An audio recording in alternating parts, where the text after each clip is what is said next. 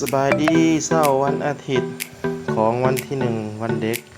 มาหาลูกค้า VIP ที่จ้องรถเฮาไปเที่ยวท่าแขกพร้อมด้วยครอบครัวของเพิ่นเนาะอันนี้เป็นจุดนิมิตที่พวกเขาจะได้มาหาลูกค้าเนาะแล้วก็ต่อไปพวกเขาก็จะได้ไปหาลูกค้าตื่มอีกที่คาสิโนเนาะลูกค้ามาก็เห็นรถแล้วก็ว่าโอ้รถยังนี่เพิ่นว่าเนาะคือขับคือสูงงามเพิ่นเนาะเพิ่นบ่เคยเห็นเนาะเพิ่นก็ย่องโอ้งามเพิ่นว่าเนาะเพิ่นย่องเพิ่นเบิ่งตัวคันตัวรถโอ้รถคันนี้งามยังใหม่คักๆๆๆเพิ่นว่าเนาะคักหลายเพิ่นน่ะเนาะแล้วเพิ่นก็โอ้ขึ้นทางใดเพิ่นน่ะขึ้นทางเดียวเนาะรถคันนี้เนาะเพราะรถคันนี้เป็นรถมินิบัสเนาะขึ้นได้ทั้งข้างทั้งหน้าเนาะฝั่งประตูของผู้โดยสารเนาะขึ้นไปก็โปร่งโล่งสบายเนาะทางนั้นลูกค้าก็เลือกหาบ่อนนั่งตามอัธยาศัยตามความต้องการของลูกค้าเนาะนั่งได้12คนเนาะเป็นมินิบัสขนาดน้อยเนาะกว้างยืนโล่งสบายมีบ่อนเก็บของสะดวกสบายเนาะหลายอย่างเนาะลูกค้าก็ดีใจเนาะก่อนมาถึงตะแขกเนาะจุดทมิตที่พวกเขาจะมาก็คือทำนางแอนเนาะเพราะว่าจุดทมิตจะไปนั่นแม่นทำเสื่อมแต่ว่าก็ทำเสื่อมก็ไฟฟ้ามอดก็มาจุดที่2ก่อนเนาะคือทำแอนเปลี่ยนจุดที่2เป็นจุดที่1รอถ่าไฟฟ้ามาเนาะเพราะว่าถ่าไฟฟ้าบ่มาทำเสื่อมก็จะมืดเนาะก็มาที่ทำนางแอนเนาะมีไฟฟ้าสำรองปั่นไฟตลอดเวลาแม้กระทั่งไฟดับก็มีไฟฟ้าใช้ตลอดเนาะก็ลูกค้าก็ได้มาเพื่อทำแอนถ่ายรูปที่ทำแอนเนาะทำแอนก็เป็นทำที่สวยงามเนาะทำที่ย่อยสวยงามแล้วก็มีบันไดทางลงมีทางย่างนอกจากนั้นก็ทำแอนนี้ก็มีโหนสลิงเนาะแล้วก็มีสะพานแขวนที่สามารถไต่ไปมาระหว่างต้นไม้เนาะระหว่างขัวที่ประเทศออกแบบให้นักท่องเที่ยว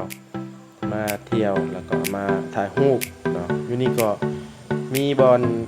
ขี่เรือเนาะลองไปตามถ้ำเนาะแล้วก็สามารถ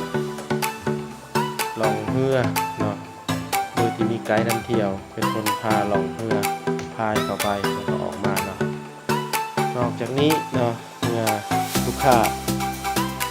เริ่มเมื่อยแล้วก็ออกมากินข้าวที่ทำแอนออกมากินข้าวเนาะออกจากทำแอนมากินข้าวอยู่ที่ห้านอาหารที่ในตัวเมืองตะแขกก็บ่ไกลเนาะบ่อนท่องเที่ยวในเมืองตะแขกที่เข้ามาประมาณ20นาทีเนาะก็จะถึงจุดที่เขาวันนี้ลูกค้าเลือกที่แคมป์ของเนาะบรรยากาศดีอากาศเย็นเขานี่ก็ขอบใจลูกค้าใจดีเนาะที่เลี้ยงอาหารเที่ยงเนาะเพราะฉะนั้นหลังจากอาหารเที่ยงแล้วของไฟฟ้าที่ทำเสื่อมก็ใช้งานได้ปกติเนาะลูกค้าก็บอกว่าให้ไปทำเสื่อมเลยพวกเขาก็เดินทางมาที่ทำเสื่อมทำปลาเสื่อมเนาะค่าเข้ามาในทำปลาเสื่อมนี้เหมือนเสียอยู่คนละ100,000 กีบเนาะแต่ว่าซูเปอร์เนาะซูเปอร์ฟรีเนาะทำเสื่อมก็เข้ามาก็ประเทศออกแบบทางอย่างกว้างขวางเนาะเข้ามาก็โอ้งามหลายเนาะเป็นบ่อนท่องเที่ยวแห่งใหม่ของเมืองตะแขกเนาะที่กำลังได้รับความนิยมแล้วก็กำลังสร้างขึ้นใหม่เนาะสะอาดสวยงามมีบ่อนจอดรถกว้างขวางเมื่อเข้ามาก็จะเห็นธรรมชาติที่ปั้นแดงหินงอกหินย่อยมาจากหินปูนเนาะลงมาเป็นงอกลงมาจากเพดานหินเนาะหลายพันปีหลายร้อยปี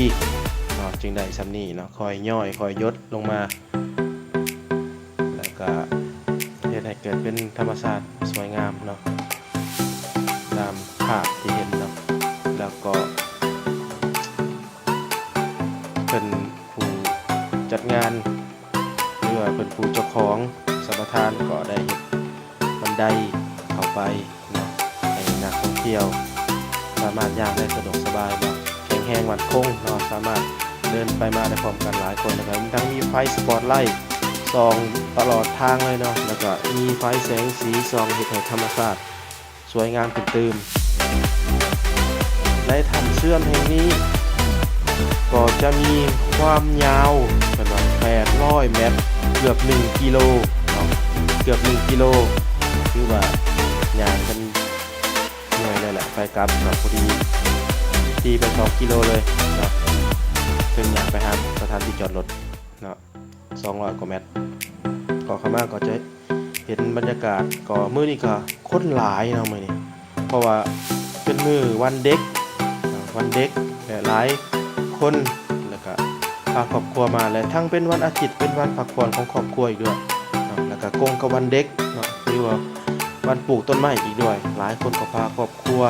มาเที่ยวเนาะเห็นบอลต่างๆเป็นคนหลายแต่ว่าหลายพิเศษเนี่ยสถานที่อย่างนี้เนาะทำปลาเสื่อมเนาะก็บ่ไกลกันจากตัวเมืองตะแขกเนาะเกือบจะฮอดท่าฝรั่งนะแต่ว่าบ่ฮอดท่าฝรั่งเขาจะเรียก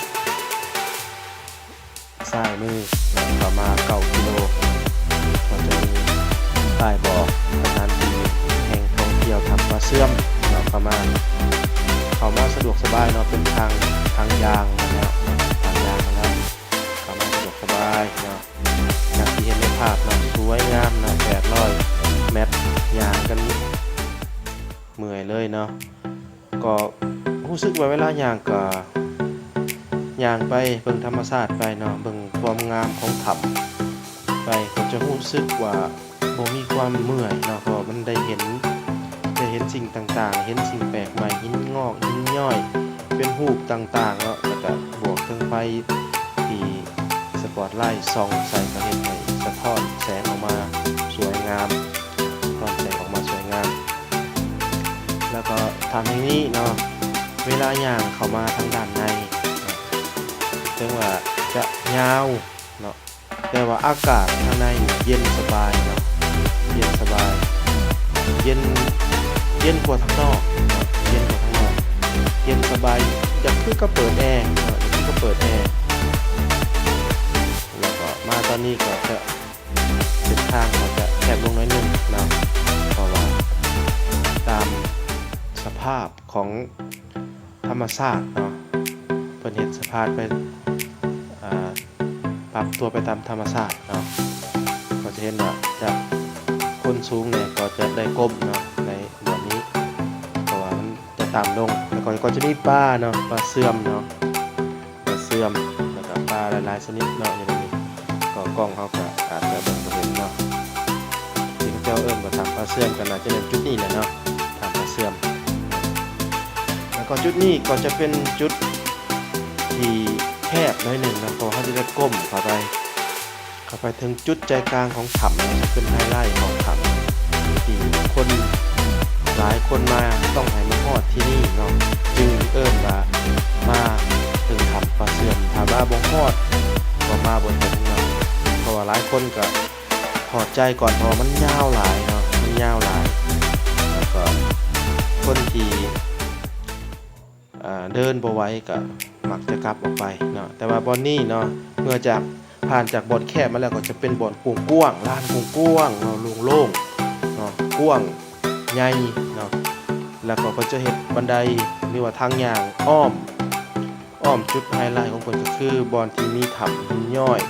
แล้วก็บ่อนที่มีหินย่อยที่ใหญ่กว่าหมู่ในถ้ำในจุดใจกลางถ้ำเลยเนาะเป็นหินย่อยสีขาวที่เพิ่นส่องไฟแสงเป็นสีเหลืองทองเนาะจุดไฮไลท์เขาก็จะย่างอ้อมสถานที่แห่งนี้ครับเป็นไงเป็นบ่อนโถงลานโถงกว้างเป็นบ่อนไฮไลท์ของถ้ำแห่งนี้และบ่อนจุดใจกลางบ่อนจุดที่ถ้ำมาสุดอยู่วันนี้แล้วจะได้โค้งกับคืนเรืออันนี้คือบ่อนไฮไลท์เนาะเป็นบ่อนหินย่อยที่ใหญ่กว่าหมู่ในถ้ำแห่งนี้เนาะเหมือนกับต้นไม้ใหญ่เลยเนาะที่ว่าใหญ่ที่สุดเนาะใหญ่อลีเนาะหินย่อยหรือเป็นสั้นว่าเพื่อสิได้สำนีธรรมชาติต้องใช้เวลาหลายร้อยปีหลายหมื่นปีหลายพันปีเนาะเพื่อสิได้สำนีเนาะมาทางเข้ามาก็สะดวกสบายเนาะทางเข้ามาสะดวกสบายแหละบริหารที่ดี ก็เฮ็ดทางย่างให้ย่างสบายเนาะบ่ให้แอปบ่รู้สึกว่าลำบากในการย่างเนาะก็เฮ็ดออกมาได้ดีเนาะแล้วก็เป็นบ่อนที่สวยงามเนาะก็มีแขกต่างประเทศทั้งแขกไทยแล้วก็แขกต่างชาติเนาะที่เข้ามาชมสถานที่แห่งนี้เนาะแล้วบ่อนนี้ก็จะเป็นบ่อนจุดชุดแบบนี้โค้งกลับเนาะแต่ว่าคำว่าที่นี่ก็คือต้องเบิ่งตามป้ายหามแล้วก็เป็นจัดทีนี้ตอนนี้มันหล่นเนาะเพราะว่าธรรมชาติกว่าจะสร้างได้ก็บ่ง่าย